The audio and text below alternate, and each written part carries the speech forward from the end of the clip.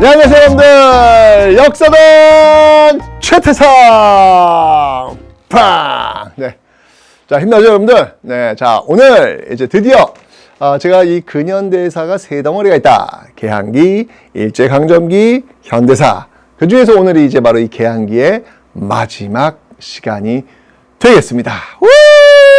네.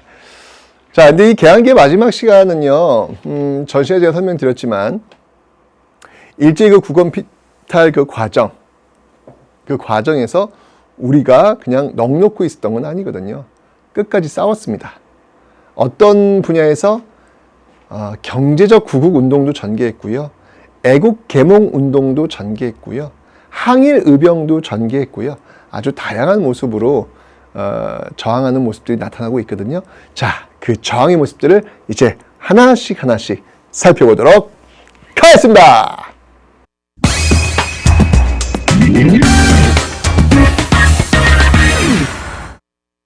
자, 먼저 여러분들 이 경제적 구국 운동부터 한번 살펴보도록 하겠습니다. 이게 좀 이제 복잡한 부분이긴 한데요. 자, 여러분들 우리 기억나요? 강화도 조약을 체결하면서부터 이 외세의 어떤 경제적 침탈은 점점 확대되고 있는 모습. 자, 그 과정 속에서 우리가 어떻게 저항했느냐라는 것을 지금 한번 좀 살펴보자는 겁니다. 자, 우선 그 저항의 어떤 첫 줄거리가 바로 방공령에서부터 출발을 합니다. 방공령. 자, 이 방공령은 왜 나오게 된 거냐면 배경이 있죠. 자, 그 배경을 좀 본다면 여러분들 그 강화도 조약을 잘 보시면요. 굉장히 포괄적인 어떤 내용들이 들어가 있어요. 일단 여러분들 관세 있다 없다. 우리 앞에서 배웠는데 관세가 없어요. 예, 관세가 없습니다. 관세 없고요. 그 다음에 무제한으로 곡물을 유출할 수 있도록 해놨습니다. 그래서 예, 무제한 곡물 유출.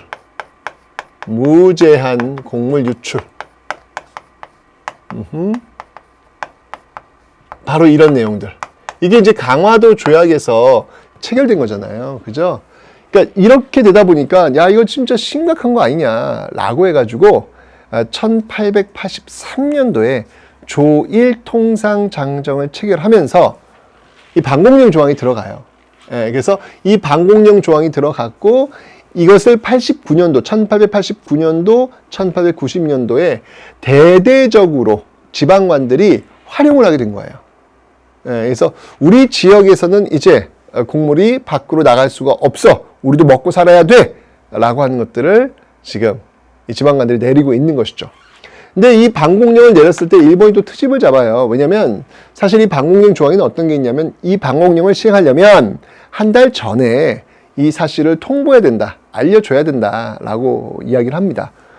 실제로 1889년도, 90년도에 알렸어요. 한 달 전에. 알렸는데 뭐 자신들이 그 소식을 접하는데 한 달이 넘었다. 뭐 이런 식으로 하면서 오히려 우리한테 배상금을 요구하는 이런 어떤 모습들도 나타나고 있었습니다. 어쩌면 이 방공령 조항 기억하시면 되겠습니다. 자, 그 다음에 기억해야 될 게 뭐냐면 바로 상권수호 운동과 이권수호 운동이라는 게 있어요. 상권수호 운동과 이권수호 운동이라는 게 있습니다. 이권수호 운동. 이건 이제 같이 세트로 움직이고 있는 그런 모습들인데 상권수호 운동을 이제 주도했던 그런 사람들을 한번 봐라라고 한다면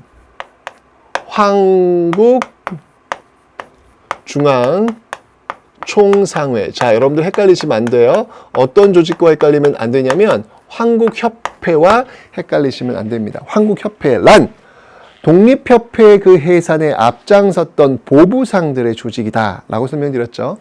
한국중앙총상회는 시전상인들이 중심이 되어서 만든 조직이에요. 이 시전상인들이 어디에서 물건을 파는 사람들입니까, 여러분들? 네, 바로 종로, 서울 종로거리잖아요. 기억나요, 여러분들? 이 사람들 원래 금난전권이라는 권리가 있다라고 설명드렸습니다. 이 종로에서 난전, 어지러이 자판 깔고 물건을 파는 사람들을 쫓아낼 수 있는 권리, 금난전권. 그런데 정조 때 신해 통공이 이루어지면서 이 금난전권이 없어지게 되었다. 그 시절 상인들이에요. 그 시절 상인들이 지금 이쯤 되니까 들고 일어난단 말이에요. 철시투쟁, 문 닫아버리는 거예요. 이러면서 상권수호운동, 우리의 상권을 지키겠다라는 운동을 전개하고 있습니다. 자, 과연 왜, 무엇이 바로 이런 상권수호운동을 전개하게 했던 것일까요? 이유가 있죠. 이건 뭐냐면 외국 상인들이 지금 들어왔다는 거예요. 외국 상인들이 들어왔다는 거예요. 자, 그러면 외국 상인들이 이 내지까지 들어올 수 있었던 배경은 무엇일까요? 앞에 배웠던 내용들입니다. 바로 조청, 상민, 수륙, 무역, 장정. 기억나죠, 여러분들? 자, 이 조청, 상민, 수륙, 무역, 장정은 어떤 사건을 계기로 해서 청나라와 체결한 조약이었습니까? 바로 임오년에 일어났던 군인들의 난, 바로 임오군란. 이 임오군란이 원인이 되어서 일어났던 사건이 바로 조청상민 수륙무역장정이다 라는 겁니다. 자, 조청상민 수륙무역장정의 핵심은 제가 뭐라고 앞에 설명드렸잖아요. 그죠? 맞습니다. 원래 이 강화도 조약에서는 이 개항장 밖으로 나가서 무역행위를 할 수 없도록 해놨단 말이에요.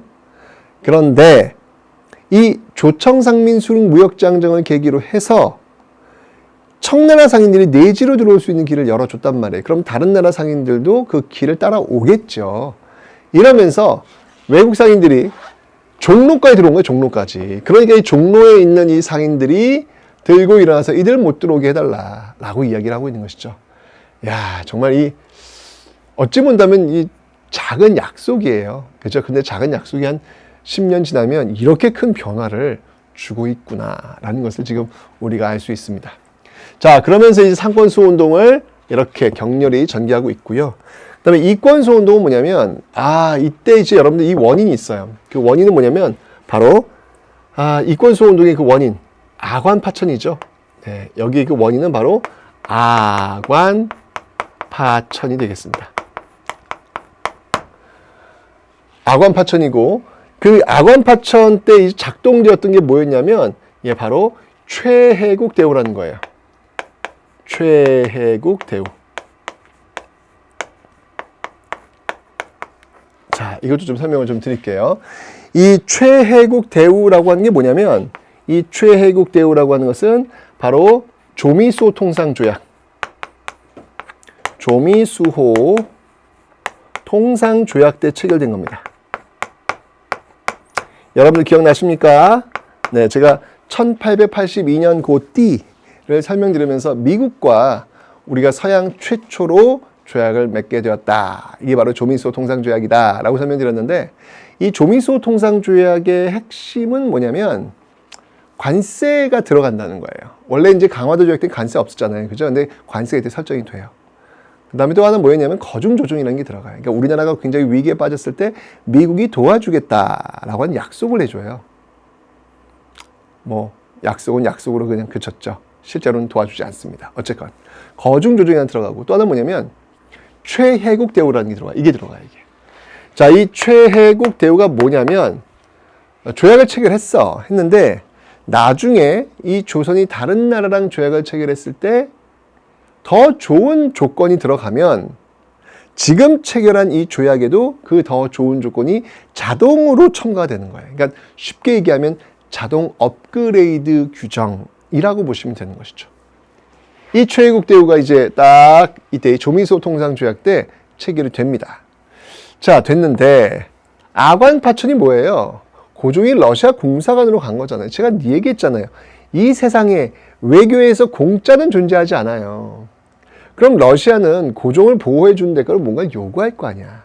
그럼 고종은 준다고요. 이권을 줘요. 뭐 산림체벌권 줘. 그럼 주면 다른 나라들이 바로 이 최혜국 대우를 이야기하면서 들이밀면서 우리도 줘 라고 이야기를 하는 거면 줘야 돼요. 이러면서 우리나라의 이권들이 마구 나가버리는 그런 상황. 그걸 막아내자라고 했던 게 바로 이권 수호 운동이 되는 겁니다. 특히 이 이권 수호 운동을 주도했던 조직은요, 우리가 배웠던 독립협회예요.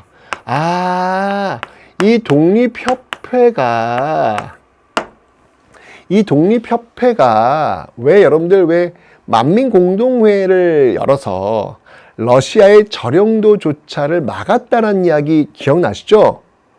맞습니다. 바로 그 행위예요. 그게 바로 이권수호 운동이 되는 거예요. 러시아가 전령도를 달라고 했을 때 만민공동회를 통해 가지고 이걸 저지해야 하지 않습니까? 이게 바로 이제 이권수호 운동의 한 모습이 되고 있더라라는 얘기입니다. 근데 뭐 상권수호 운동과 이권수호 운동은 거의 같은 동시에 뭐 시전상인들이 독립협회 회원들이 굉장히 많았거든요. 그러니까 이게 어떻게 보면 하나의 덩어리다라고 보셔도 되겠습니다. 자, 바로 이런 어떤 배경들에 의해서 이런 것들이 이루어지고 있다는 사실 기억하시면 되고요. 자, 그 다음에 이제 있었던 게 뭐냐면 조금 더 뒤로 가서 이 황무지 개간권, 일본이 황무지 개간권을 달라고 합니다. 자, 황무지 개간권.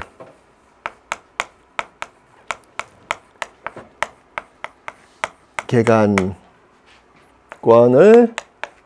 달라고 하는데 이 황무지 개간권 반대운동, 일본에 넘겨서는 안 된다 라고 하는 황무지 개간권 반대운동.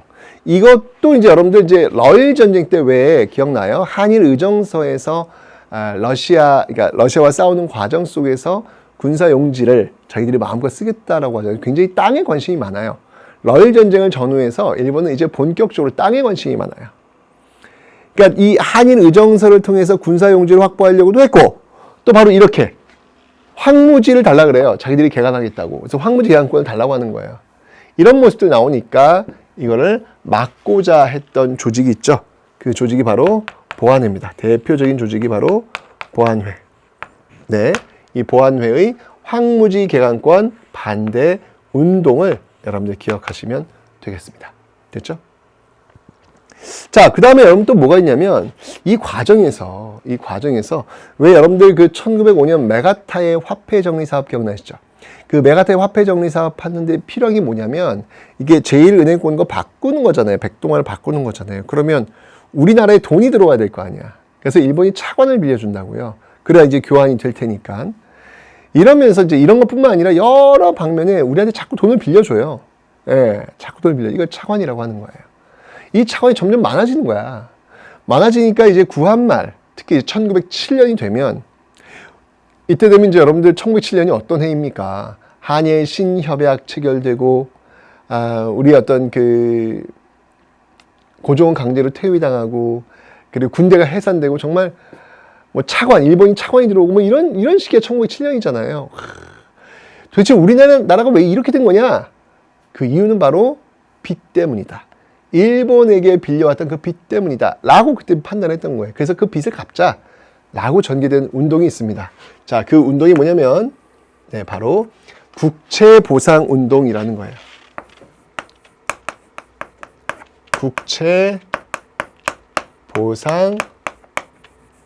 국채보상운동이다 라는 겁니다. 자, 이 국채보상운동, 여러분들 진짜 이 국채보상운동 시험에 너무너무 잘 나오는 그런 운동입니다. 왜? 이곳이 일어났던 곳을 일단 여러분 기억하셔야 돼요. 대구입니다, 대구.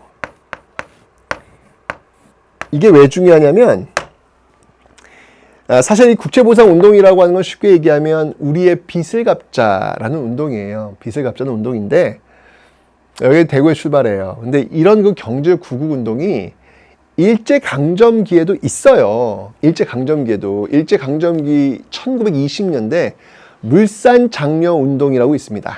이 물산장려운동을 쉽게 얘기하면 국산품 애용운동이에요. 근데 이 국산품 애용운동인 물산장려운동이 출발한 곳은 평양이에요. 그래서 이 두 개를 시험 문제에 정말 잘 비교해서 시험 문제를 내요. 다시 한번 정리할까요? 국채보상운동은 대구에서 출발했고요. 구한말입니다. 일제강점기 이전입니다. 물산장려운동은 평양에서 출발합니다. 이것은 1920년대 일제강점기입니다. 네, 진짜 여러분 시험에 잘 나오니까 반드시 구분하셔야 돼요. 대구, 와우, 시험에 진짜 잘 나온다. 꼭 기억하시면 되겠습니다. 됐죠? 이때 활약했던 대표적인 인물이 있다면 서상돈이 있고요. 그 다음에 이런 국채보상운동을 아주 전폭적으로 후원해줬던 언론사, 물론 이 언론사뿐만 아니라 다른 언론사들도 많이 후원을 했는데 아주 대표적인 후원 언론 단체가 있습니다. 후원 언론 기관이 있습니다. 거기가 어디냐면 네, 바로 대한매일신보라는 거예요.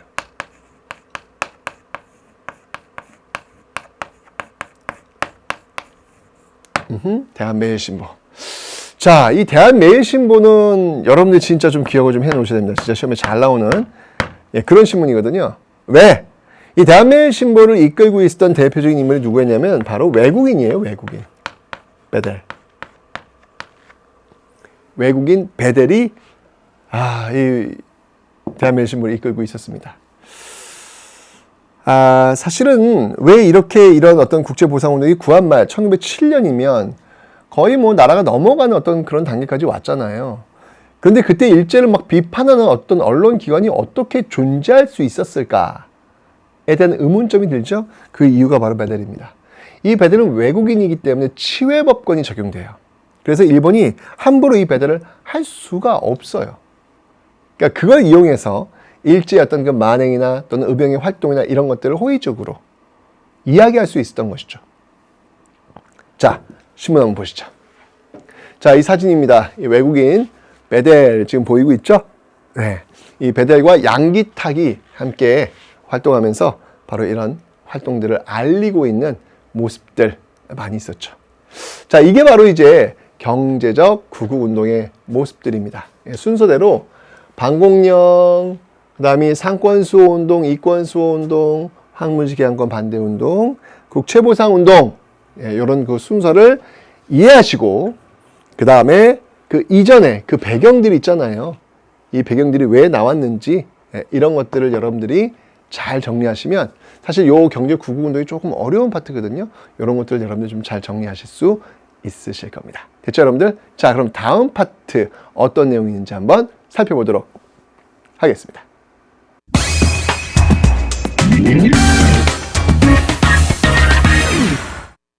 자, 여러분들 이번에는요 또 다른 저항 형태를 한번 살펴보도록 할 텐데 바로 애국 계몽 운동입니다. 애국 계몽 운동이라 이건 뭘까? 경제 구국 운동이라면 느낌이 와요. 어떤 경제적인 어떤 침탈에 맞서기 위한 운동. 근데 애국 계몽 운동은 뭐지? 키워드는 바로 이 계몽입니다. 나라를 사랑하기 위한 계몽. 자, 그래서 이 애국 계몽 운동은 크게 세 분야에 걸쳐서 전개가 돼요. 자, 어떤 분야냐면 교육입니다. 계몽이니까 뭐 너무 당연하겠죠. 그죠? 교육이요. 그 다음이 언론입니다. 알려야 되잖아요. 그래서 언론. 그 다음에 뭐냐면 경제예요. 경제. 식산, 흥업. 여기. 이 교육과 언론과 식산흥업은 이런 말 그대로 이제 경제를 이제 활성화시키는 것이죠. 네. 이런 것들에 초점을 맞춰가지고 전개가 되고 있다. 이게 바로 애국 계몽 운동이다라고 이야기를 하고 있는 겁니다. 자, 그렇다면 이 애국 계몽 운동은 언제부터 시작되었을까? 주로 러일 전쟁. 네, 굉장히 뒤쪽이죠, 뒤쪽. 그 러일 전쟁에서부터 출발하시면 되겠습니다. 그 시기부터. 자, 어떤 단체들이 있는지 한번 살펴볼 텐데요. 자, 우선 이런 것들을 주로 하고 있는 조직들. 자, 우선 이 단체부터 한번 살펴보도록 하겠습니다. 바로 보안회입니다. 선생님, 보안회? 잘못 쓰신 거 아닌가요? 선생님 그 앞에서 이미 쓰셨는데요. 어디 경제적 구국운동이요. 왜 황무지 개항권 반대운동을 전개했던 그 조직 보안회라고 설명하셨잖아요, 선생님. 그랬네. 맞네. 네. 또 쓰면 안 돼요? 맞습니다. 그 조직입니다. 이 보안회가 바로 황무지 개간 반대운동을 전개했던 조직. 이것도 역시 애국 계몽 운동의 일환이기 때문에 일단 한번 제가 적어봤습니다.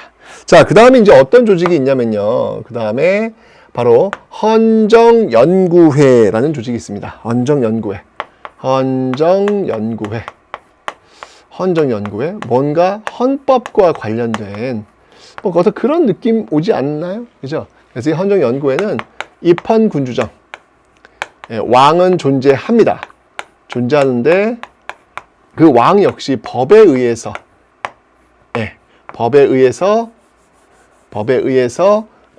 제한받는 어떤 그 전제군주가 아니라 입헌군주의 어떤 그 모습들을 연구하는 그런 조직을 연구하는 조직이 바로 헌정연구회였다라는 것이죠.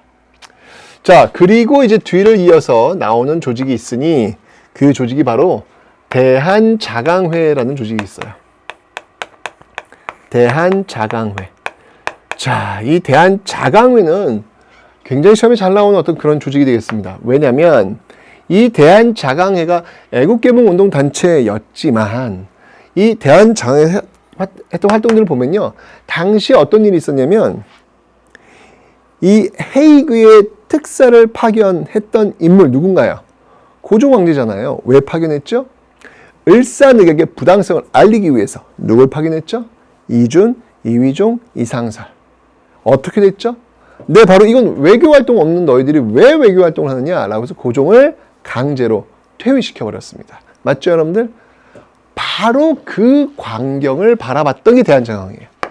이러면서 결사적으로 고종의 강제 퇴위를 반대했던 그 조직이 바로 대한자강회더라라는 겁니다. 이 자강이라고 하는 이 단어 스스로 강해져야 된다라고 하는 이런 자강이라고 하는 그런 어떤 뭐 잡지 뭐 이런 것들도 많이 가능을 하고 그랬던 조직이에요. 자, 이 대한자강회 결국 이 고종의 강제퇴위에 반대하다가 결국 이것 때문에 해산되는 조직입니다. 자, 그 뒤를 이어서 정말 이제 이 애국개몽 운동의 가장 중요한 조직이라 할 수 있는 바로 신민회가 등장을 할 거예요. 신민회. 제일 중요합니다, 여러분들. 이 애국개몽 운동의 어떤 뭐 핵심이라고 해도 과언이 아니겠죠. 자, 이 신민회 하면 딱 떠오르는 인물들이 있어요. 바로 안창호, 양기탁, 이런 인물들이 될 텐데, 자, 한번 봅시다. 이 신민회가 말 교육, 언론, 식산흥업, 뭐 이런 활동들을 아주 고스란히 해내고 있었던 그런 조직입니다. 먼저 교육부터 한번 볼까요? 교육. 자, 교육에서는 여러분들 학교를 많이 세워요. 교육이니까. 그죠? 그 대표적인 학교가 있다면 오산학교,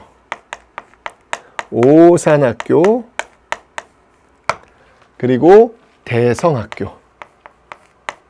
이 대성학교와 또 이제 관련이 있는 인물이 뭐 어떻게 보면 신민회의 그 핵심 인물이라고 할 수 있는 안창호.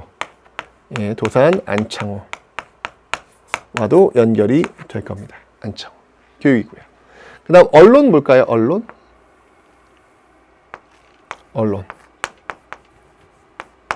언론에는 대표적인 그 신문, 아까 제가 설명드렸잖아요. 바로 대한매일신보. 그죠? 대한매일신보. 왜냐면 이 베델과 함께 활동을 했던 인물이 있어요. 바로 양기탁.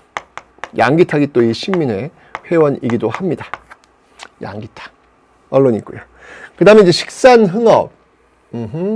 식산흥업이 있는데, 그래서 여기서 이제 어떤 경제를 활성화시키기 위한 어떤 그런 노력들이잖아요. 그래서 그런 노력들을 보이기 위해서 평양 자기회사, 평양 자기 그릇이에요, 그릇. 네. 자기회사라든지, 그 다음에 태극사관이라든지 책 같은 거 이런 것들을 취급을 하겠죠. 태극사관이라든지 이런 어떤 식산흥업의 어떤 그런 활동들도 보이고 있어요. 아주 충실하죠. 신민회가 참 이렇게 애국개몽운동을 충실히 하고 있는 조직이구나라는 걸 알 수 있는데, 중요한 건 뭐냐면 이런 활동들이 지금 이렇게 보여지는 모습들이잖아요. 그죠? 근데 보여지는 모습들인데 이런 것들을 신민회가 하고 있다. 이런 것들은 잘 몰랐어요. 왜? 무엇 때문이었을까요? 이 신민회는 어떤 조직이었냐면 바로 비밀결사 조직이었습니다. 바로 비밀결사. 비밀결사. 이런 활동들을 하는 걸 몰라. 이들이 한다는 걸 느낌이 몰라. 비밀결사. 이 활동을 보이고 있었고, 그 다음에 이제 또 중요한 게 뭐냐면 이들이요, 지향하고 있었던 정치 체제예요. 사실은 그 식민의 이전까지만 해도 이렇게 입헌군주정이라고 하는 거. 그러니까 임금, 황제를 부정하지 않았어요. 예, 그래서 군주 또는 임금 또는 황제가 있고 대신 그 황제 역시 법의 제한을 받는 뭐 그 정도의 입헌군주정을 지향했단 말이에요. 그런데 신민회는 그렇지 않아요. 신민회는 왕의 존재를 인정하지 않습니다. 그래서 이들은요 공화정을 지향을 해요. 공화정을 지향합니다. 네. 이 공화정, 이들이 이제 주장했던 공화정이 어떤 그 실체가 등장했던 게 이제 1919년 3.1운동 끝나고 나서 만들었던 대한민국 임시정부가 그 역할을 할 수 있겠죠. 그죠? 자, 이렇게 해서 지금 공화정이 나단하고 지금 등장하고 있는 모습들 보시면 되는데, 특히 이 신민회가 굉장히 중요한 다른 어떤 그 애국개몽 운동단체와는 전혀 다른 모습을 하나 보이는 게 있어요. 그게 중요한 거예요. 자, 그게 뭐냐면 바로 국외에 독립운동기지. 국외에 독립운동기지를 세우려고 했다라는 것이죠. 이거 굉장히 중요한 겁니다, 여러분들. 네. 국외에 독립운동기지를 세우려고 했다. 가만히 있어보자. 독립운동기지를 왜 세운 거죠? 군인들을 양성하기 위해서예요. 나중에 이 군인들이 무력으로 바로 이 땅을 되찾기 위한 토대를 지금 구축한 겁니다. 근데 애국개몽운동은 싸우자는 게 아니잖아. 지금 교육과 언론과 식사하는 것, 어찌 본다면 실력을 먼저 쌓자라고 주장하는 그런 운동이 애국개몽운동인데, 이건 지금 싸우자는 거잖아요. 그죠? 그래서 다른 애국개몽 운동단체들과는 좀 다른 성격을 또 가지고 있다는 얘기예요. 그러니까 무장투쟁도 준비를 하자라고 하는 어떤 그런 모습들이 나타나고 있다라고 하는 거. 이게 이제 신민회의 어떤 가장 큰 특징 중에 하나라고 볼 수 있겠습니다. 자, 그런데 이 비밀결사로 활동했던 이 신민회. 네, 이 신민회는 언제 끝나게 되었을까요? 이 신민회는 네, 바로 1911년. 이 조직은요, 1911년. 네, 바로 105인 사건을 통해서 해체가 됩니다. 그러니까 이 105인 사건이 뭐냐면, 쉽게 얘기하면 여기 이제 그 출발점이 뭐냐면, 당시 그 이 총독을 암살하려고 했다. 실패했지만 암살하려고 했다라고 하는 것들로 통해서 잡아들이는 과정에서 이 신민회 회원들이 막 끌려 들어오는 거예요. 어찌 본다면 바로 그 총독 암살 미수 사건이라는 것을 하나의 계기로 해가지고, 있는지 없는지도 몰라, 조작해내는 건지도 몰라, 이 신민회 회원들을 잡아들이기 위한 하나의 미끼일 수도 있어요. 예.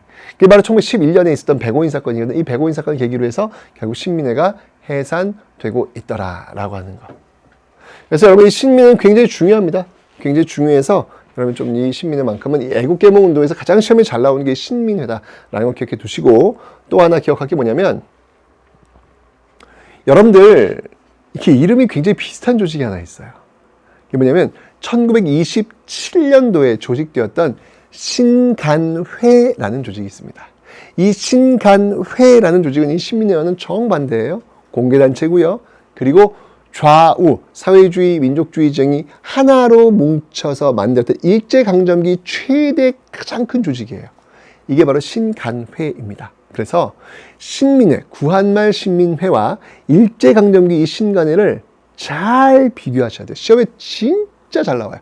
제가 아까 구한말 국채보상운동과 일제강점기 물산장려운동 진짜 시험에 잘 나오니까 비교하시라고 그랬죠? 똑같아요. 구한말 신민회와 이 일제강점기 신간회도 또 역시 마찬가지로 똑같이 비교를 해 놓으셔야 됩니다. 정말 시험에 잘 나옵니다. 아셨죠, 여러분들? 네, 아주 시험 밭이 바로 이 신민회다 라고 볼 수 있으니까 다시 한번 여러분 좀 잘 정리를 해 놓으시면 되겠습니다. 되나요? 자, 이게 바로 교육, 언론, 식산흥업에 초점을 맞추어서 전개되었던 애국개몽 운동 단체들이었습니다. 우리가 앞에서 이제 경제적 구국 운동 살펴봤고요. 자, 이제 애국개몽 운동 살펴봤습니다. 이제 남은 게 하나 있어요. 그 남은 게 하나는 뭐냐면 바로 의병투쟁입니다.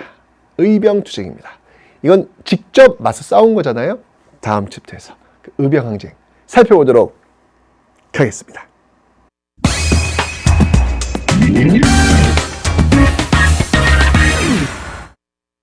자, 이제 여러분들 마지막으로 이제 항일 의병 운동을 한번 살펴보는 시간을 갖도록 하겠습니다. 자, 이전에 여러분 기억나세요? 이 강화도 조약이 체결되고 나서 크게 두 세력으로 나뉘게 되었다. 개화 세력과 위정척사 세력. 맞습니다. 이 위정척사에서 이제 의병 투쟁이 나오는 거예요. 자, 위정척사부터 한번 우리가 좀 살펴보도록 하죠. 자, 위정척사라. 바른 것을 지키고 성리학적 질서를 지키고 사악한 것을 배척한다. 서양 문물을 배척한다. 뭐 이게 이제 위정척사였던 그 정신이라고 볼 수 있을 텐데, 자, 위정척사의 그 흐름을 보면 맨 처음에는요, 통상수교 거부, 그죠? 통상 반대예요. 맨 처음에 외쳤던 건 바로 통상수교 거부, 통상 반대를 외쳤던 그런 모습들 있습니다. 이런 어떤 그 결과물들이 뭐 척화비 뭐 이런 것들로 지금 나오고 있는 것이죠. 그 다음 흐름이 뭐였냐면요. 그 다음 흐름이 바로 개항 반대예요. 강화도 조약을 반대하는 모습들. 이 개항 반대에 앞장섰던 인물을 한번 들어봐라 라고 한다면 역시 최익현을 들 수 있습니다. 최익현. 이 도끼 들고 와서, 제가 얘기했죠. 도끼 들고 와서 제 목을 먼저 치십시오! 라고 했던 그 최익현. 근데 선생님, 최익현 어디서 들어봤는데요? 맞습니다. 흥선대원군 탄핵 상소를 올렸던 인물도 역시 최익현이었습니다. 이 최익현이 이렇게 최익현이 활동을 하고 있네요. 그죠? 아주 그냥 정말 어떤 그 보수의 어떤 그 색깔을 제대로 보여주고 있는 그런 인물. 근데 최익현은 또 한 번 등장할 겁니다. 시험에 정말 잘 나오는 그 3번의 활동 중에 2번만 지금 설명드린 거예요. 조금만 기다리세요. 개항반대. 이때 이제 최익현이 외쳤던 그 주장이 뭐였냐면 외양일체론이에요. 네, 일본과 서양은 같다를 들고 나온 것이죠. 그 다음 반대는 뭐였냐면 여러분들 개화반대예요. 개화반대.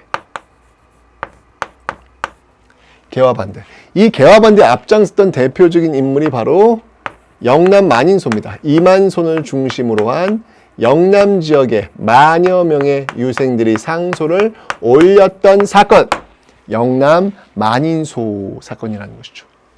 그러니까 이건 뭐냐면 특히 여러분 이 개화에서 그 핵심적 내용이 뭐였냐면 과연 이 개화 반대였던 그 핵심적 내용이 뭔지 좀 살펴보면 이게 당시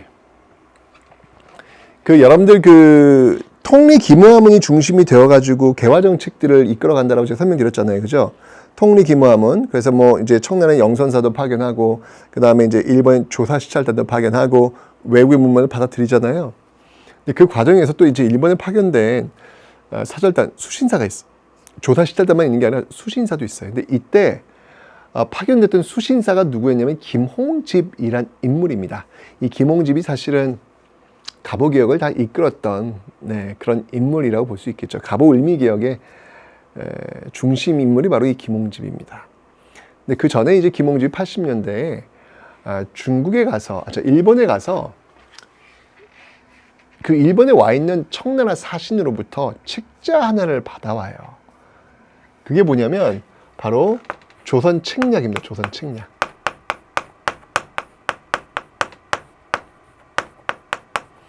말 그대로 조선이 앞으로 해결해야 될 방법. 자, 이 조선 책략은 뭐냐면요. 바로 방러하기 위해서, 즉 무슨 말이냐면 이 조선 책략의 핵심은 러시아를 막기 위한 책략이에요. 그 책략이 뭐였냐면 바로 우와, 이게 아주 그냥 쇼킹이었죠. 바로 연미입니다. 연미. 미국과 연대해라. 즉 미국과 수교하라는 거예요. 여러분, 이때 이 미국이 어떤 나라인데 우리의 적국이에요. 적국. 기억 안 나요? 제너럴 셔먼호 사건, 그리고 신미양요, 우리랑 싸웠던 나라예요. 우리의 원수입니다. 얼마나 많은 사람들이 미국으로 인해 가지고 죽어나갔는데요. 그런데 그들과 수교하라는 거예요. 이 유생들이 난리가 난 거예요. 유생들이 들고 일어난 거예요. 어떻게 우리의 적국인 미국과 수교를 맺을 수 있단 말이냐. 있을 수 없는 일이다 라고 하면서 들고 일어났던 게 바로 이 영남 만인소 사건. 이게 이제 개화 반대를 외치고 있는 그런 내용들이 되는 겁니다. 자, 그런데 통상수교 거부, 개항 거부, 개화 거부, 거부를 했는데 이게 뭐 받아들여지질 않는 거예요. 결국은 실력 행사로 나오게 되니 그게 무엇이다? 그게 바로 의병 활동이더라 라는 겁니다. 자, 그러면 이제 의병 활동에는 어떤 것들인지 한번 살펴보도록 하죠. 먼저 첫 번째 의병입니다. 첫 번째 의병은요, 을미의병입니다. 자, 어렵지 않아요. 자, 이 을미의병이 어떤 그 배경이 되는 사건은 을미의병이니까 을미사변이에요. 네, 을미사변. 자, 바로 명성황후 시해 사건이 원인이 되고 있구나라는 것을 알 수 있습니다. 게다가 을미개혁, 바로 단발령. 이게 보수적인 유생들이 머리카락을 자르라고 하니까 이게 얼마나 난리가 나겠습니까? 거의 이건 문화 충격이에요. 문화 충격. 있을 수 없는 일, 있을 수 없는. 그러니까 막 들고 일하는, 결국 실력 투쟁으로 나오는 을미의병들의 모습들. 특히 이제 단발령을 보시면 알겠지만 이게 우리나라에 그런 말 있잖아요. 신체 발부는 수지부모라 했거든요. 정말 부모님이 준 이 터럭 하나 건드리지 않는 것이 효도의 출발이다라고 믿고 있단 말이에요. 근데 그들에게 푹 자르라. 이건 있을 수 없는 거죠. 그래서 이 을미의병의 중심이 되었던 사람들을 보면요, 대부분이 양반 유생의 중심이에요. 양반 유생이 중심이더라. 라는 것. 그런데 여러분 기억나요? 을미개혁을 무효화, 갑오 을미개혁을 무효화시켰던 사건이 뭐냐면 바로 고종의 정치적 한수, 정책 선택, 바로 아관파천입니다. 아관파천을 단행하면서 이 김홍집을 죽이라고 하고요. 그래서 김홍집 죽어요. 결국 이 갑오 을미개혁을 이끌었던 김홍집은 바로 여기서 죽습니다. 죽고요. 그리고 이런 어떤 단발령, 이런 무리한 개혁들은 무효, 이런 식으로 하게 되는 것이죠. 이러면서 이제 고종이 아주 그 분노에 찬 이 을미의병들에게 이제 이야기하는 거예요. 내가 이제 해결했으니까, 너희들 이것 때문에 화냈지? 이거 내가 이제 해결했으니까 이제 그만 해산. 그래서 고종의 해산 권고가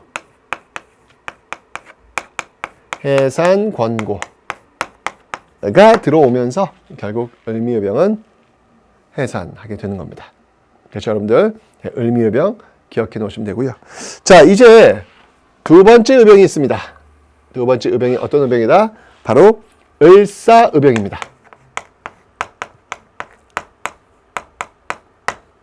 자, 을사의병의 배경은 뭘까요? 어렵지 않아요. 네, 바로 을사늑약이 되는 겁니다. 네, 을사늑약이 되는 겁니다. 을사늑약이 뭔가요, 여러분들? 네, 바로 외교권을 박탈당했던 사건. 이게 을사늑약 아닙니까? 그죠? 이 을사늑약에 반발해서 출발했던 모습들. 자, 그런데 이 을사의병에는 특징이 하나 있습니다. 여기서는요, 앞에서 을미의병이 양반 유생들이 중심이 되었다면, 여기에서는 평민의병장도 등장을 해요. 네, 평민의병장. 대표적인 인물을 한번 들어봐라 라고 한다면 신돌석, 신돌석과 같은 이런 평민의병장이 또 등장하고 있더라라는 것이죠. 물론 여기 이제 양반 유생들도 들어와요. 예, 바로 최익현, 이런 인물들도 등장합니다. 선생님, 최익현? 앞에서 맞습니다. 그 최익현이에요. 제가 이 최익현의 행적 중에서 세 가지는 꼭 기억하시라고 설명을 드렸죠. 바로 흥선대원군을 물러나게 했던 상소의 주인공 최익현. 그리고 바로 개항 반대를 외치면서 이 도끼 들고 가서 반대를 외쳤던 최익현. 강화도 조약 반대 기억하시고요. 그리고 바로 이렇게 을사의병을 일으켰던 최익현도 같이 기억하시면 되겠습니다. 그런데 최익현은 결국 이때 이제 우리끼리는 싸워서는 안 된다라고 해서 결국 붙잡히고 이 대마도에서 순국했던 대마도에서 스시마죠, 스시마에서 순국했던 그런 인물이기도 합니다. 네, 이게 바로 이제 을사의병의 모습입니다. 기억하시면 되고요. 그 다음에 이제 여러분들 진짜 꼭 기억해야 될 의병이 있어요. 진짜 시험에 정말 잘 나오는 의병입니다. 바로 정미의병입니다. 자, 이게 시험에서 가장 잘 나오는 의병이에요. 정미의병. 자, 정미의병의 배경은 뭐냐면, 정미의병의 배경이 역시 어렵지 않아요. 정미의병의 배경은 정미 7조약이에요. 정미 7조약. 여러분 정미 7조약이 뭔지 알죠? 네, 한일 신협약을 이야기하고 있는 겁니다. 자, 그렇다면 정미 7조약의 핵심이 무엇인가요? 고종의 강제 퇴위뿐만 아니라 바로 군대의 해산. 이 군대의 해산이 들어가잖아요. 그죠? 바로 이 군대가 합류를 하게 되면서 이 정미의병은 어떻게 되냐면 이 규모가 어마어마하게 커집니다. 그래서 여기서는요, 의병 전쟁화. 와우. 거의 전쟁의 어떤 그 모습으로 확산되고 있더라라고 하는 거예요. 의병 전쟁, 엄청나게 규모가 커지는 그런 모습들을 보이고 있는 것이죠. 자, 그렇게 되면서 자, 이 규모를 한번 볼게요. 13도 창의군을 결성합니다. 오, 전국에서 지금 다 모이고 있는 거예요. 13도 그 을을 알려주고 있는 그런 군대가 조직된 겁니다. 13도 창의군, 을을 알린다. 우리가 나라를 되찾는다 라는 걸 알리는 13도 창의군. 그래서 이들이 뭘 했냐면 서울 진공작전을 전개하는 그런 모습들도 지금 보이고 있더라라는 것이죠. 이게 바로 이제 정미의병의 모습들이 되겠습니다. 자, 이렇게 규모가 커지는 모습들. 그러니까 이렇게 되니까 일본으로서는 쉽게 식민지로 만들기가 어려운 거예요. 그러니까 이 의병들을 해결하지 않고서는 그들이 원하는 이 조선을 식민지로 만드는 거 쉽지 않았겠죠. 그래서 결국은 이제 이 이후에 이제 뭐 몰아가요. 이제 이게 소위 그들이 이야기하는 남한 대토벌작전이라는 것들을 통해 가지고 이 의병들 아주 그냥 추격해 들어가는 그런 모습들. 근데 의병은 결국 여러분들 끝난 게 아니라 이들은 또 이제 움직입니다. 저쪽 한반도를 벗어나서 만주 지역으로 활동을 해서 이후 일제강점기 바로 항일 무장 투쟁으로 또 연결되는 어떤 그 연결고리들을 이들은 가지고 있다라는 것도 여러분들 좀 기억을 해 놓으시면 되겠습니다. 자, 이게 바로 항일 의병 운동의 흐름이었습니다. 을미의병, 을사의병, 정미의병. 이 뿌리는 바로 위정척사부터 출발하고 있더라라고 하는 거. 자, 이렇게 해서 여러분들 이 개항기 내용들을 모두 살펴봤습니다. 어떻습니까? 정말 그 국권 피탈이 지금 되고 있는 그런 과정 속에도 우리가 이렇게 넋놓고 있었던 거 아니죠? 경주적 구국운동이라든지 또는 애국개몽운동이라든지 또는 이렇게 항일의병운동이라든지 아주 다양한 방법으로 자신들이 할 수 있는 방법들을 다 총동원해서 싸워나갔던 그런 저항의 역사들을 지금 여러분들은 확인하고 계신 겁니다. 이렇게 해서 여러분들 제가 이 근현대사 세 덩어리 개항기, 일제강점기, 현대사라고 있다 그랬는데 개항기 끝난 거예요. 자, 이제 다음 시간부터는요 바로 이제 두 번째 덩어리 일제강점기입니다. 이 일제강점기를 한번 여러분들과 배워볼 텐데요. 이 개항기가 여러분들 이 흐름, 이 사건들이 워낙 많잖아요. 그죠? 그 사건들의 그 흐름들을 쭉 따라오라고 말씀드렸다면 일제강점기는 1910년대, 20년대, 30년대 요 연대별 사건들을 이렇게 쏙쏙 주머니에 집어넣는 방식으로 저와 함께 공부할 겁니다. 훨씬 더 개항기보다 쉬우니까 염려하지 마시고 따라오시면 되겠습니다. 자, 다음 시간 저와 함께 일제강점기의 역사로 들어가 보도록 하겠습니다.